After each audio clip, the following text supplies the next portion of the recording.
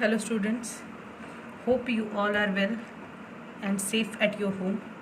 Please take care of yourself as the city is now becoming the hotspot and becoming more in a red zone due to the increasing cases of the COVID-19. So please take care of yourself and your family. As you all know, in last lecture we discussed about the basic concepts of a biology, starting from the cell, what exactly is the cell, then discovery of the cell, types of cell, their nature. Then next is the nucleic acids. What exactly is a nucleic acid? Types of nucleic acids, role of nucleic acid in our life, what is chromosome, what is DNA, what is gene, etc. That was the previous concept of the chapter. Now today we are going to discuss about the human and plant systems, main working system in a human body and main working systems in the plant body. We know there are common function, every living organism performing common function for the survival. Just the construction pattern of the cell and working capacity of the cell is different from species to species.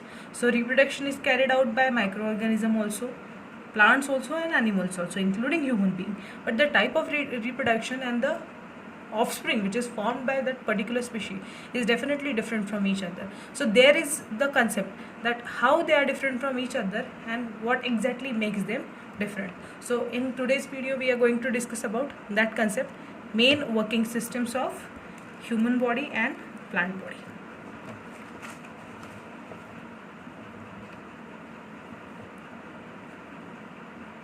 Main working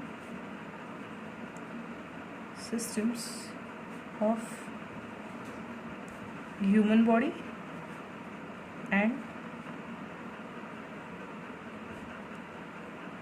plant body. The things which we are going to discuss right now, that basically you know from your previous standard. So 11th and 12th is not a very new syllabus to your curriculum. It's just the one step ahead syllabus from your previous grades 8th, 9th and 10th. Like you have studied hormonal balance or hormones produced in the puberty, adolescence age and reproduction in 8th standard. 9th standard you have studied about the diversity, some of the plants and animal concept like tissues, and in 10th standard you have studied the systems present in a human and plant body, for example digestive system, respiratory system, circulatory system, nervous system, hormonal system, that is endocrine system, reproduction concept, etc. So syllabus is the same, just the level of study, depth of the syllabus is different from previous grade and your ongoing syllabus which is going to start in 11th and 12th syllabus. So the working systems in human body and plant body, first I'll write about human body, second plant body. So if we consider the daily functions or routine activities carried out by any living creature, so first one is a need of oxygen, and ultimately it's a concept of a respiration which is common in both. Firstly we will make a list of system and then we will discuss one by one system in short, that is in a summary point of view. Second one, if respiration is carried out in a body, definitely oxygen is given to the body, but that oxygen should be supplied to each and every cell. Now that oxygen demand of the body is different in human body and plant body.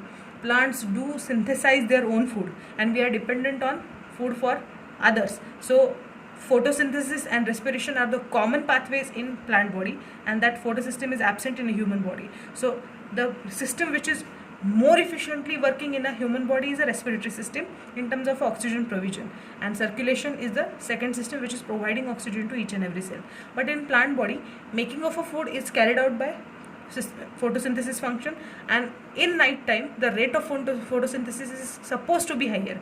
Now there are more conflicts and multiple theories available. Some theories says that daytime and night time rate of photosynthesis is same, but some system says that rate of respiration is higher in night time and reduced in the daytime. So though respiration is the common function to provide that respiratory object, that is energy or oxygen, to each and every cell. Next system in human body is a circulatory system, and in plant it's a transport system.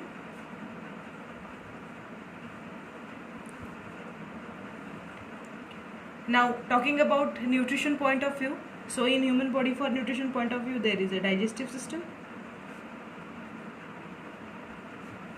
In plant body, the type of system which is responsible for nutrition, so that is a concept of a photosynthesis. There is no particular system because leaves, every green leaf is taking part in the process of photosynthesis. So there is a making of own food, and in human body or in animal body, the nutrition is obtained from other sources of the food. Next one is, if the food is digested or if the chemicals are multiplied in the body, definitely there is a formation of some main products and some byproducts which may be harmful for the body. So excretion of that products is next function, which is a excretory system, common for both. There is excretion, not a system, because in plant excretion function is supposed to be negligible. There is a very rarely formation of some of the byproducts like rubber, gum, which are supposed to be a excretory products of the plant body, but well developed excretory system is always present in an animal body or human body. Next is reproductive system, developed in both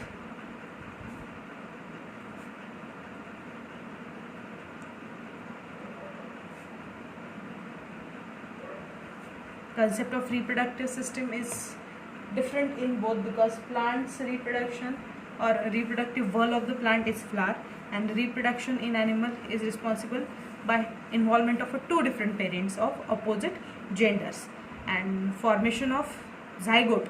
So seed is nothing but the zygote of plant body, and offspring or developing baby is a zygote or developing zygote of a human body. But in both the cases, reproductive system is highly developed. Next one is a nervous system, which is absent in plant body. Hormonal system, also known as endocrine system. This endocrine system is well developed in animal body. In plants, some hormones are working, so we can call it as a hormonal system. So ultimate control of a plant body is depending upon this hormonal system, but in animal body, control and coordination is a function carried out by these both systems. Primary control here is obviously a nervous system, and supportive function is carried out by hormonal or endocrine system. So these are the main working systems in a human body, which are always given in the syllabus. But along with this, specifically in human body, there are more systems or more coordinated functions carried out that we should know. So next is a skeletal system, because animal group is a motile, they can move, and for movement there is a particular development of an endoskeleton and muscles in the body. Coordination of these muscles and bones together is a part of a skeletal system. So this is important system for human body. Next one is a lymphatic system. Lymphatic system, like circulatory system dealing with the blood, lymphatic system dealing with the lymph. One of the important liquid of the body is a lymph, which is helping in the immunological functions, or this lymphatic system can be also studied in coordination or in combination with the immune system. I am not writing it as or. Immune system is different, lymphatic system is different. Lymph can act as a immune organ, because lymph is nothing but the combination of WBCs, platelets and some of the proteins, and WBCs we know the barriers of the human body. So WBCs are acting in a immune system, that's why this both system can be studied together. So this is also one of the important system for human body. And next one is last but not the least, there are some more tissues are also present in the body, but according to the system point of view or complete linkage point of view, we are going to discuss these systems only. And next and last one is the integumentary system. This integumentary system is nothing but the skin, study of a skin and related parts. So these are the main working systems in human body and plant body. Now plants are doing same functions like human body, just the control processes and setup is quite different in both. Motility is absent in plant but present in animal. That's why excess locomotion system is present in human body. Skin is not present in plant, or specifically skin is completely different in plant and animal, and that's why integumentary system is also different in body. Immunological responses are also given by plant, but that is not in terms of a system. So you cannot say there is an immune system point of view or lymphatic system point of view in a plant body. So these are the main working systems in human body and plant body. Now we just written down the names of the system. Now related to this system, the functions which are carried out in living bodies are, so first one is a respiration. Respiration and breathing, these two are different words.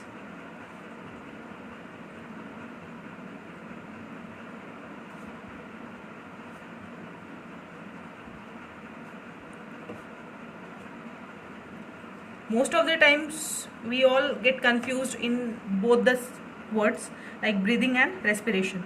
Breathing is just exchange of gases with the environment, that is inhalation and exhalation process carried out by every living creature for their survival. Those which are aerobically respiring, so obviously there is an intake of oxygen and exhaling out of a carbon dioxide rich air. So breathing is just a exchange of gases, but that exchange of gases is necessary. Why we are taking air, that is a question mark. Why you need oxygen at every millisecond of your breathe or of your life cycle? Reason behind that is there is a energy production concept in the body. Why you need energy? Because systems are working, so you need to give them fuel, and that fuel is nothing but the energy. But the energy is not glucose. Most of the time we study that digestive system provides energy to the body. No, digestive system is just giving you your energy substrate. Energy substrate in the sense the product which is going to be utilized for energy production. So ultimately why we need food? Food is taken by body, it is digested, and there is a formation of a glucose. But this glucose is not energy. Glucose is converted into energy, and that energy is nothing but a ATP. This ATP, might you all know, it's a adenosine triphosphate, and this is known as a energy currency of body. You have cash, you have money, but if you don't know currency, there is a waste of money. There is no use of that particular money. So to make some exchanges or to make the transactions, you need that currency, and that currency is a cash in terms of our notes, or it's a rupees like in the Indian currency, or dollar for foreigners. But in our body, glucose is a cash, but that cash is utilized in the format of currency, and that currency is nothing but a ATP, which is known as adenosine triphosphate. Now why this molecule only? There are multiple chemicals forming in the body per millisecond. Then why only ATP is utilized as energy currency? Reason behind that is this ATP, name itself suggesting it's an adenosine triphosphate. One adenosine nucleoside is bound with 3 phosphate groups, and phosphorus is one of the element in a periodic table which deals with the high energy reactions. Means if phosphate is added in the reaction or whether phosphate is removed from the reaction, it always takes tremendous amount of energy. Higher energy exchanges are always carried out with phosphate. So wherever there is a binding or removal of a phosphate, it leads to liberation or intake of a higher energy, and that's why this compound is formed in the way where adenosine is bound with the 3 phosphate group. Now approximately breaking off 1 phosphate from adenosine gives 7.3 kilocalorie energy. So if 2 bonds are broken down, there is a liberation of approximately 15 kilocalorie energy, which is very high in terms of energy utilization by the body. So That's why ATP is supposed to be a energy currency of the body. Now, 1 glucose forms approximately 13 ATP in presence of oxygen. That is aerobic respiration. Aerobic respiration, breaking down of glucose in presence of oxygen. Might you have written the reaction like C6H12O6 plus O2 gives CO2 plus H2O plus energy. So this energy is nothing but your ATP molecule, and 1 glucose giving 38 ATP after reacting with the oxygen. So this is nothing but the respiration. Breathing providing you oxygen, but that oxygen is inhaled in the body and provided to every cell, because glucose is available in the every cell. Glucose is accepted by mitochondria. Why mitochondria is said to be a powerhouse of cell? Mitochondria accepts glucose, mix that glucose with the oxygen, and there is a reaction of this reaction is said to be respiration, or more precisely I would like to write it as a aerobic respiration, because it is carried out in presence of oxygen. So this is your respiration, which is important for body to make energy. Without energy there is no metabolism, or there is no survival of the human being. That is not only human being, every living life which is dependent on the energy processes. So this is your first system, which is a respiration, and these processes are common in plant and animals both, or in microorganisms, because ATP is the energy currency for every living creature. Just the presence of oxygen and absence of oxygen makes the difference, whether it may be a aerobic respiration or it may be a aerobic expiration.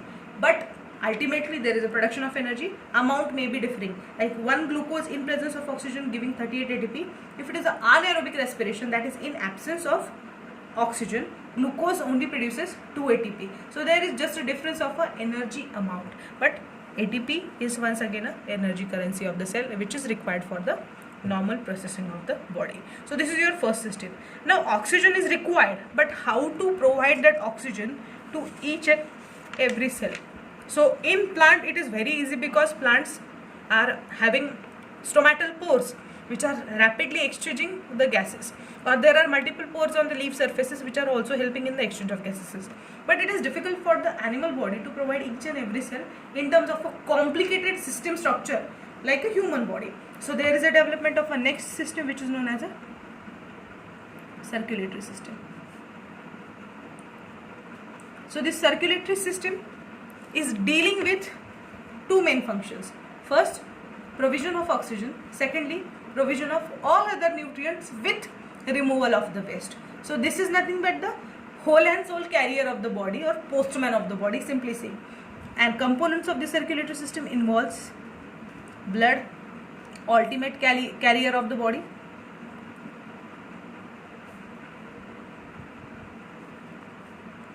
heart, pumping organ, blood vessels, draining tubes, or the connections between cell to cell to provide particular components. So this circulatory system is dealing with the blood, heart and blood vessel. When oxygen is inhaled, or O2 rich air is inhaled, which is reaching to lungs. From lungs, oxygen is mixed in the blood, and blood is becoming oxygenated. In 10th standard you have studied two types of circulatory systems: systemic circulation and pulmonary circulation. Systemic circulation deals with the oxygenated blood supply. Pulmonary circulation deals with the deoxygenated blood supply, that we are going to discuss later when we start the chapter circulatory system. But here we are going to just nominate or just mention the names of the organs and their normal functions. Like heart is a pumping organ present in the body. One more concept I would like to remind over here very precisely. Most of the time everyone is in a confusion that heart is present in the left side of the body. Please don't say that being a science student, because heart is never present in the left side. Heart is present exactly at the center, behind the sternum bone, the central bone where ribs are attached to the central part. Behind that bone, sternum, there is a presence of a heart exactly in a center. Just the lower portion of the heart is tilted toward left, and pumping is occurring from that part. So due to pumping action, the pressure exerted, we feel heartbeat at the left, but it doesn't mean that heart is present in the left. Heart is present exactly in the center behind bone sternum. This heart is responsible for pumping of both type of blood, systemic circulation, pulmonary, that is oxygenated and deoxygenated blood. Two responsible part. Deoxygenated blood is going to lungs, becoming oxygenated, coming back to heart. From heart it is provided to each and every cell, and from cell deoxygenated blood is collected, once again reaching to heart and once again provided to lungs. So this is a type of circulation occurring in a body. So blood is a ultimate carrier which is responsible for carrying out every type of component like nutrients, waste, oxygen or other gases, etc. And blood vessels are connections between cell to heart or tissues to heart or systems to heart, etc. So this is a circulatory system. Rewinding blood, you should know the composition of the blood. Blood is made up of two different parts, blood plasma and blood cells, or also known as blood corpuscles. Blood corpuscles are of three types: RBCs, WBCs and platelets. Red blood cells, white blood cells and platelets. Red blood cells are also known as erythrocytes. White blood cells are also known as leukocytes, and platelets are also known as thrombocyte.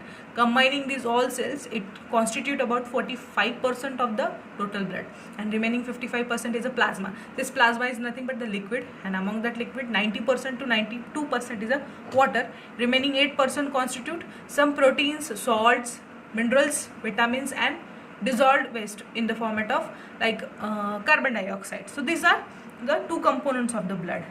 And once again, the concept of blood groups, that every person have a different type of blood group. So there is a typical type of blood group systems available in the body that we are going to discuss in that circulatory system chapter. So this circulatory system is one of the important system, or it is always coordinated with the every system of the body. If circulatory system is working properly or 100%, your all body systems are working normally. If there is a anyhow disturbance in the circulatory system, like a hypertension is a high blood pressure. So this is a disease which is ultimately disturbing every system in the body which is in connection. If blood is ultimate carrier, it is in connection with every system like excretory system, respiratory system, digestive system, etc. So there will be multiple dysfunctions in the body observed that will be difficult for the maintaining normal body homeostasis.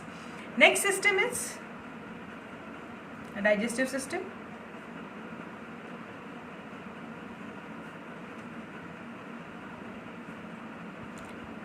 Just one line: digestive system, eating food, digesting it, absorbing it, assimilating it and digesting it. That is nothing but the Holozoic mode of nutrition followed by human being. Holozoic mode is that mode where digestion is completing in a 5 steps: ingestion, digestion, absorption, assimilation and egestion, that you have studied in 10th standard.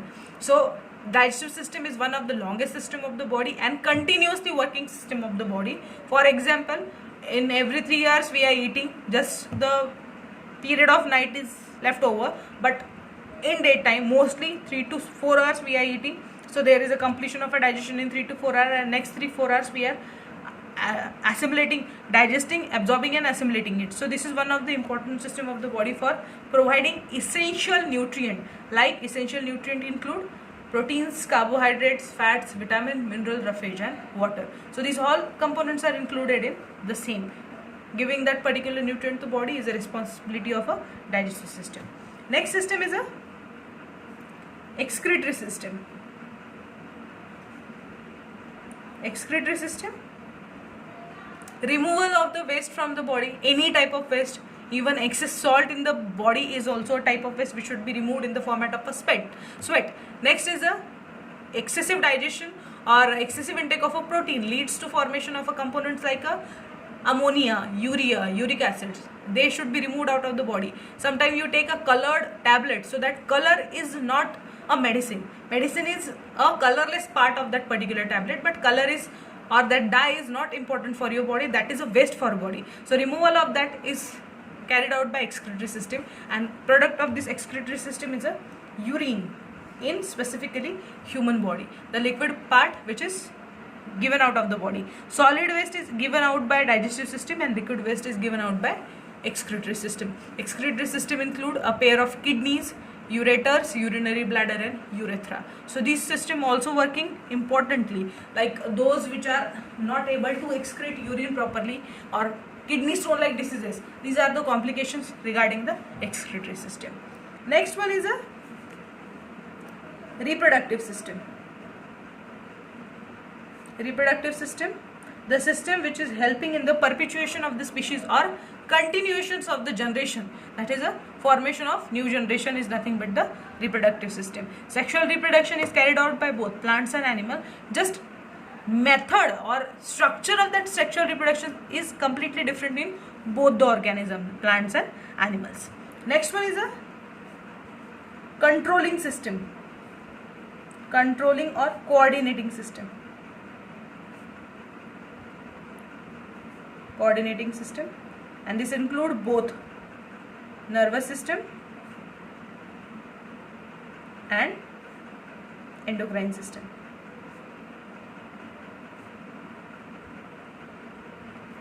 Nervous system is ultimate controller of the body, which include brain, spinal cord and accessory types of nervous system, for example peripheral nervous system and autonomous nervous system. So making control over all the function, that whether the functions are carried out or not, they are proper or not, that keeping watch and maintaining record is a function of a nervous system. Simply explaining, our body is an office and or it's a company that is carried out by one particular businessman. So there is a one MD, there is one CEO and there are workers. So this MD, managing director of company, is a brain. The CEO or the managers of the company are endocrine system, like hormonal glands which are present in the body, and workers are every cell, every tissue or every organ in the working body. So reporting of this all, it should be done to MD every day, every second, every minute, and that is done by nervous system and endocrine system together. So ultimate development, growth and development of the body is dependent on nervous system. If there is any damage to nervous or endocrine system, it ultimately leads to complete damage of the body parts, or there is a disturbance in the regular functionings of the body. Next one is a locomotion, skeleton and locomotion.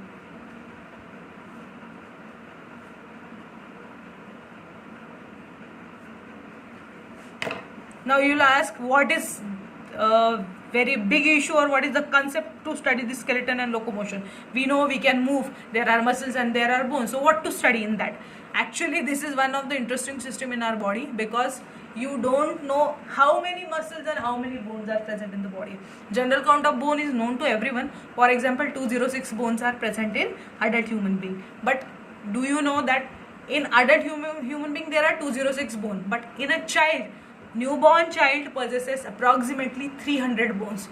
So how it is possible that children have 300 bones and adult have 206 bones?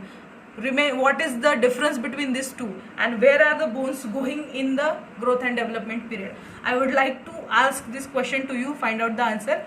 What exactly is happening when child is converted to adult? What happening to the bones?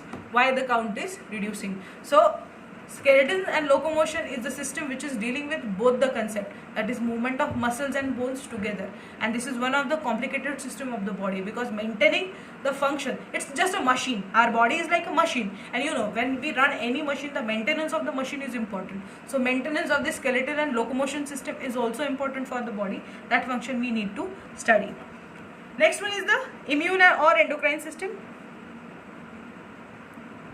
Specifically immune system, I would like to write, immune system is nothing but a fighting system of the body, or our army of our body.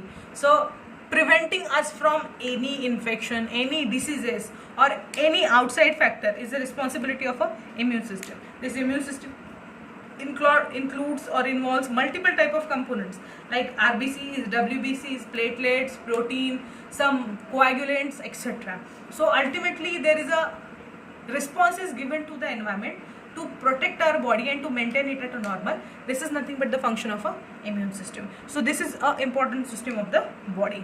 And the last one is a integumentary system.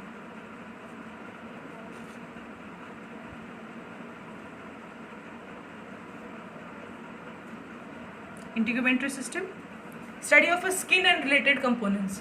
But you know that our skin is made up of 3 layers. Upper layer is epidermis, below dermis, and innermost is a endodermis.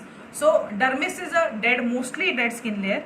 And epidermis is mostly dead skin layer. Below that, dermis and endodermis are dealing with the live activities. Like endodermis is the layer where blood vessels and nerve cells are connected. So if you prick the pin to the skin at epidermis level, you don't feel any pain. But if the pin pricking is going till the dermis or endodermis, definitely you feel the pain because nerves are getting cracked or there is a pain to the nerves. So that is nothing but the impulse created by the body and you receive the pain. So this is nothing but a study of a system which is known as a skin system and integumentary system. The most common example for this system is maintenance of a body temperature. Might you feel the goosebumps? What exactly is a goosebumps? So there are hairs present on your skin layer. These hairs are actually not vestigial organ. These hairs are present for maintenance of a thermoregulation concept, that is a temperature balance concept in the human body. Like normal temperature of human body should be till 37 degrees Celsius. It doesn't mean that all the time human body maintains its temperature at 37 degrees Celsius. Right now it's a summer period, so outside environment is reaching till 35 or 40 degrees Celsius. Compared to that temperature, your body should maintain body temperature below 37 or below 35. So this is a maintenance of a thermoregulation. So when you feel the goosebumps, like a cool breeze of air is touching to your skin, it may be possible that due to that cool sensation, the temperature may be imbalanced in the body. So to avoid that, the muscles present at the base of hairs in the endodermis layer start to stretch, and the open pores of the skin are closed by stretching of hairs, which is known as a goosebumps, formation of a goosebumps. So these are very small and basic concept that everyone should know about the human body, and every system is equally important to run human body in a normal format, and that is the next concept which everyone should know and known as homeostasis.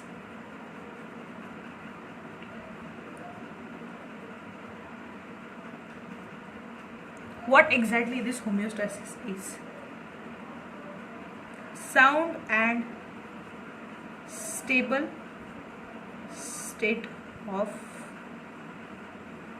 body and mind. Why I have written here mind? Because though brain is a part of your body, mind is nothing but the thinking capacity, which is highly available only with the human beings, as human brain is highly developed in terms of a interpretation, that is decision making, thinking, emotions. These are the highest capabilities of the human beings.